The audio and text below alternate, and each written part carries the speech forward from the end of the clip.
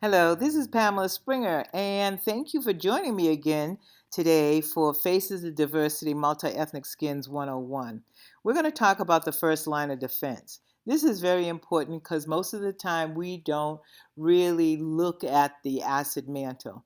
And this should be repaired before moving on to the skin condition, like let's say hyperpigmentation. So we have to look at the skin type first. And if the skin type is oily or diffuse redness, or if it's a dry skin, then the acid mantle needs to be repaired first. So to begin with, you might say, why is the acid mantle important to know? Well, it contributes to the integrity of the skin, and if it's intact, you're going to have a strong innate antimicrobial activity. It also is going to help to transport antioxidants and other nutrients to the skin surface. The acid mantle is made up of water and oil, which produces a hydrolypic film that covers the entire skin surface. The secretions are from the sudiferous and the sebaceous gland, with the epidermic lipids and natural moisturizing factors included. These glands are fully grown and active by the age of 10 in males and by the age of 12 in females. They are stimulated by the androgens, which is testosterone in males, and the adrenal glands in women. These adrenal glands are located on the top of each kidney. Let's talk about the oil phase. This includes the sebaceous glands that are found predominantly on the face, the T-zone, and the back regions. The epidermis is slightly acidic and it's around a 4.5 to a 5.5, and the secretions are mixed of fatty secretions associated with bilayers. Well, you're asking, what are bilayers? Well, bilayers are arranged with the hydrophilic end, hydrophobic end, which is the water layer. It is directed inward. And if you notice this diagram, it's the tails. And the hydrolypic, which is the oil portion, is directed outward, which is the heads. This is what is considered the bilayers. In the oil phase, as we age, there's a reduction of free fatty acids, such as the triglycerides. It is the free fatty acids basically that keeps the cell very healthy and its membranes functioning. A deficiency will cause that increased transepidermal water loss. And remember, if it's a water loss, that means that there's nothing to lock and keep that hydration or water into the cell layers. So, as a result, you may have a skin disorder like a dermatitis. With the reductions of the essential fatty acids, the consistency and the pH balance is usually caused by your hormones. The hormone production is diminished, and when it is diminished, basically it diminishes the sebum that's being produced. And the consequence is basically your older client now has a drier skin, which can become very easily irritated. And if it's irritated, well, on a darker skin, it causes the hyperpigmentation. When we talk about the water phase is basically comprising of the natural moisturizing factor. This helps to maintain the hydration of the epidermal horny layer and the perspiration from the sweat gland covering the entire skin surface. The NMF, or natural moisturizing factor, is made up of amino acids, ceramide, hyaluronic acid, cholesterol, fatty acids, triglycerides, etc. If you notice, when I said hyaluronic acid, that is giving you hydration, but your ceramide and let's say cholesterol or fatty acids, that's your oil. that helps to bind in the water into the skin so that you don't have transepidermal water loss. The acid, there's differences in the quality and quantity, and basically is determined by one's age, their sex, their living or working environment, even the temperature, if it's humid or dry, like here in Arizona. Basically, those secretions are affected. The secretions from the sebaceous gland are affected by the list of your age, your sex, your living and working environment, temperatures, and humidity. The pH is very crucial. It protects you from the harmful bacteria.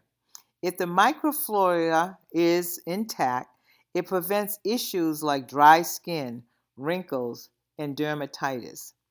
A balanced acid mantle, the acidity and alkalinity, basically relates to the hydrolytic phase, which is a balance of water and oil. The environmental factors like pollution, temperature change, UV light, and even sweating can affect the condition of the skin. And this can lead to increased bacterial growth, which may cause infection. Now, the infection that comes to mind, you are going to see a lot of athletes because they perspire so. A lot of them present with tinea versicolor, which is really a fungus that we all have on our skin, but the fungus, because of the sweating, breaks down the skin, and then you're going to start seeing white spots that could spread to be a larger area, and they have to go to a dermatologist and, of course, get a steroid cream. But this is one of the effects of sweating. It changes the environment of the skin. Some of the primary causes of an impaired acid mantle is the poor quality of skincare. The incorrect daily protocols that are being used, and those protocols produce the removal of the acid mantle. Generally, it's using incorrect cleansers or other harsh products. In some cases, it's the client that misinterprets the skin type. They could be a drier skin type and they're using a very harsh product and they feel as though their skin is now sensitive. It's because of the stripping of the acid mantle that it becomes very sensitive. It's not because that skin is sensitive. So as a result, that is caused by the impaired acid mantle. Also, there's an increased potential medical or cosmetic reaction. Number one, you're going to have a fast transepidermal water loss. This reduces the enzyme function because now you don't have water to activate those enzymes so that you can dissolve the desmosomes of the skin. And without dissolving the desmosome, you're going to cause keratinization or a buildup of dead cells. So with the buildup, you accelerate other skin conditions. So let's talk about the visual part of an impaired acid mantle. In lighter skin, the color is going to show as an inflammatory response. This will determine how short or how long the course of treatment. Now, this course of treatment means their home care management as well as your professional treatments. And the professional treatments might be from 2 weeks to 12 weeks, depending on the factors like are they on a fat-free diet? If they're on a fat-free diet, now the skin is going to have these plugs, these milia, and the skin is going to be at a state that it's going to take more weeks to get that acid mantle in repair. On darker skins, and when I say darker skins, I mean of all ethnicities, whether you're Asian, Native American, Mediterranean, or even Middle Eastern. If it's a darker tone to the skin, the color is will have a grayish appearance, which many of us call ashy skin, or saying the skin is ashened. Here's a visual of a lighter skin. That lighter skin has a buildup of dead cells, microcomedones. It feels very rough. The texture is rough. It's dry, and the scale is scaly, and especially around the nasal labial fold, you'll see a lot of scales. Well, we know that's an impaired acid mantle, and it lacks the free water that would dissolve the desmosomes to reduce the dead layers of the skin. So you'll see diffuse redness and solar keratosis of that skin. When we look at a darker skin, you're going to see excessive keratinization. Well, this automatically lets you know that there's transepidermal water loss. There's again poor dissolution of the desmosome, especially in the granular layer, and again caused by the lack of free water. Poor desquamation, so again, lack of free water. It's not breaking down, the enzymes can't break down those desmosomes to actually slough off those dead layers of skin. So when you're doing a skin analysis, you want to start with the intrinsic factors. You begin with their genetic heritage. It not only determines the skin color, but it will determine the risk factors and the contraindications. Each cell has a genetic blueprint stored in the DNA of the nucleus. Now, when it comes to mixed heritages, they have a lot of hidden dangers, and sometimes there's a pigmented lesion, but it's misclassified because you may have thought that this was a Fitzpatrick 2 when it's really a Fitzpatrick 4 who was racially blended. And so understanding the background or the ancestral background of your client is very important so that you will be able to actually know the different lesions that are more common in certain races than others. I'm going to try and see. I'm challenged when it comes to technology, but I'm going to see if I can upload the file on the Lancer ethnicity scale so that you can have, and when you see your clients, you'll be able to kind of be able to detect if they're racially blended or not. When we look at the extrinsic factors, you have to take in consideration their lifestyle, the environment they live in. Like I said, I'm in Arizona, so this is a dry climate. But someone in Florida, there's more humidity, especially in the summer, so you take that in consideration. But in the winter months, you're going to still have the harsh winters, let's say in New York or back east.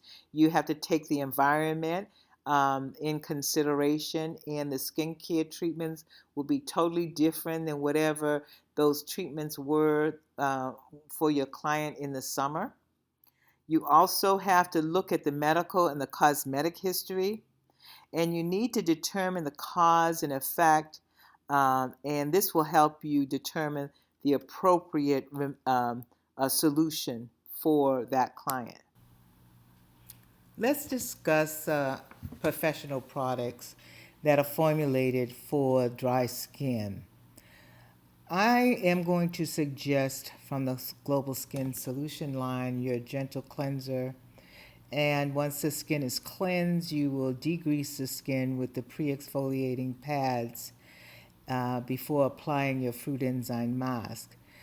Mixing a cooling gel moisture to that fruit enzyme mask is going to give the skin more moisture rather than mixing it with water.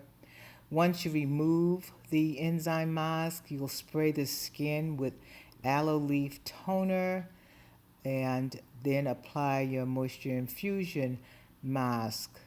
Lastly, you will then massage in your treatment cream. Now, if you find that your client's skin is excessively dry, I would take a teaspoon of that cooling gel moisture, add to the treatment cream, mix it, because then it's going to give you even more uh, hydration to the skin. So basically, this is all about moisturization. It's going to increase, these products are going to increase the water content. And like I mentioned before, we'll need an occlusive product like your moisture infusion mask to actually um, lock down that water that's in the skin. In some instances, again, if it's an extreme case of dry skin, prior to that, I would add a humectant agent like a hyaluronic serum uh, prior to adding your moisture infusion mask. Now, that mask you do not remove. You can remove the excess, but basically, you're going to massage it into the skin and then add the treatment cream. All of this is going to, of course, reduce your transepidermal water loss, and those humectants that are in the products are going to attract even more water to improve the softness and help to lubricate and fill in those spaces between those dry skin cells. Your moisturizing lotions have been formulated with from 65 to 85% water, and those creams have less water but more oil. Again, that moisture infusion mask is an oil base with 5 different oils formulated in the product. That's what we want in a cream: less water but more oil. You may want to use an ointment like our repair balm, but of course I haven't added that to the professional products. But if you choose to, know that that particular repair balm, because it is an ointment, there's no water in the product at all. Let's talk about your home care management products. I recommend the Gentle Facial Cleanser, which is a wheat germ that is high in vitamin E. It's also formulated with the seaweed. That aloe leaf mist is a whole aloe leaf that's been formulated, and it's basically for any irritation. It's an anti-inflammatory ingredient. The panthenol, which is a vitamin B, and your glycerin is also added into that aloe leaf toner. Your brightening C, I recommend. It is also water-based with your vitamin C. It has hyaluronic acid, which again will hydrate the skin. And that dry skin relief is a combination of squalene, which is a byproduct of olives, and your vitamin E. So that's where the oil, again, is going to lock down all of the products that are water-based. For upcoming classes and events, I'd like to invite you to join our mailing list at www.globalskin-solutions.com. And if you're not already a fan, would you become a fan?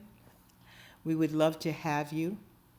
And if there are any questions, please either send them to info@globalskin-solutions.com so that we can discuss those and I can get you any information regarding those questions to you immediately. Well, thank you so much for joining me on this presentation. I look forward to bringing you more information so that we can assist you in growing your business.